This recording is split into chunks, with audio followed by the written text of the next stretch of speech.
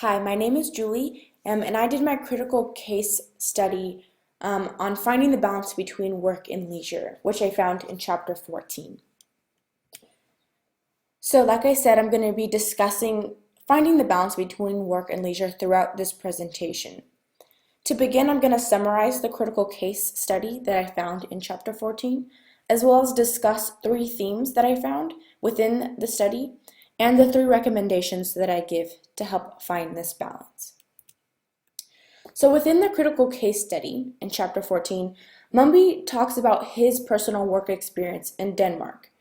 And he talked about how he was really surprised about their attitudes toward work, their quality of life, and even the amount of paid holiday that they get. Um, they viewed each career and form of work as important and valuing to the community. And as Mumby puts it, he says to work them is positioned as part of a broader social identity and does not have the all-encompassing, all-consuming quality it has here in America. And because of this, Denmark is regularly at the top, or even at least near the top rankings regarding quality of life and their happiness of citizens. So the three themes that I found within this study is meaningful work, work identity, and community. So let's discuss the first theme, meaningful work. So according to Mumby, if work is meaningful to the person who is doing it, then by definition, it is meaningful. However, meaningful work can also be defined by other social aspects. For example, the enhancement of belonging and relationships, providing opportunities for influence, using and developing your talents, and so on. As we saw in the case study, that work can also become or even stay meaningful when there's a balance between the time an individual works as well as the time an individual rests, taking care of their physical and mental health. The next theme is work identity. And just as a broad statement, work identity has evolved over time, finding our identity in the stability of family, class structure, and other things, to finding stability within ourselves. And Mumby states that corporations have shifted from behavioral forms of control, requiring the worker to act in a specific way, to control processes that focus much more heavily on the soul of the individual employee. Therefore, making our work identity work.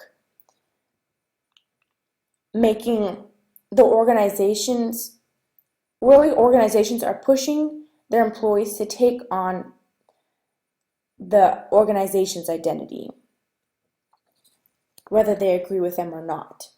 And that can be either positive or negative.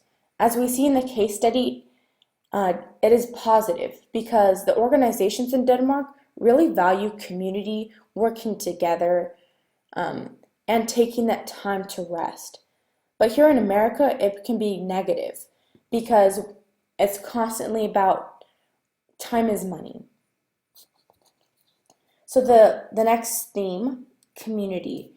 So as we see through Denmark's viewing of all work as important and not placing certain careers over others, it really helps create a positive environment. And besides being at the top rankings of quality of life and happiness, it has really led to an overall healthy community. As we see, 50% of their workforce rides their bike to work every single day, and less than 10% of their adults are obese. So the three recommendations I give are knowing your limits and when to stop. Also, take care of your physical and mental health, and work and communicate as though you're a community within your organization. So let's talk about the first recommendation. So it's important to know how much you can handle at one time regarding your workload. And I think that's a really big downfall here in America. Organizations have been continuously cutting down their staff and expecting the remaining employees to pick up the work with no extra pay. And being overworked can result in physical harm and overall poor productivity. According to Juliet Shore, the rising workload has contributed to various social problems. And she states, work is implicated in the dramatic rise of stress. Americans are literally working themselves to death as jobs contribute to heart disease, hypertension, gastric problems, depression, exhaustion, and a variety of other ailments. Which leads us to my next recommendation, to take care of your physical and mental health. It is important to know how much you can handle mentally within your workforce. As we saw in the case study, those living in Denmark ride their bike to work every day, have a lower percentage of obesity, and that's really due to their taking time for leisure, resulting in their healthy community and efficiency in the workforce. Physical activity has been proven to help with stress as well as other things. In an article titled An Exemplary Study of Associations of Physical Activity with Mental Health and Work, it states that physical activity has been shown to be associated with a decreased risk of mental disorders such as depression, anxiety, and stress. What also helps with the relieving stress is working and communicating together as a community, which leads me to my next recommendation.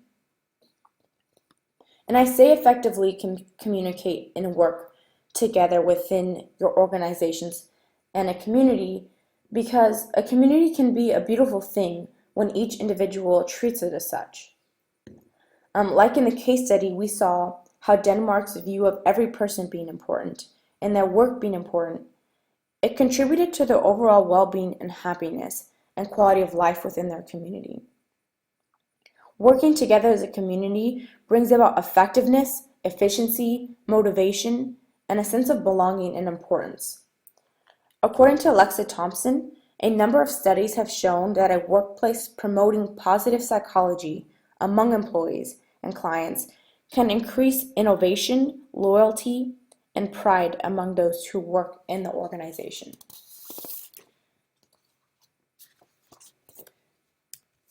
So just as a review, yes, it is difficult to find that balance between work and leisure. However, it is possible, as we see in the case study. So the key themes that we discussed were meaningful work, work identity, and community. And my recommendations to organizations and individuals is to know your limits and when to stop, to learn to take care of your health, both mentally and physically, and work as a community to help alleviate the stress. These are my references, and that is the end of my presentation. Thank you.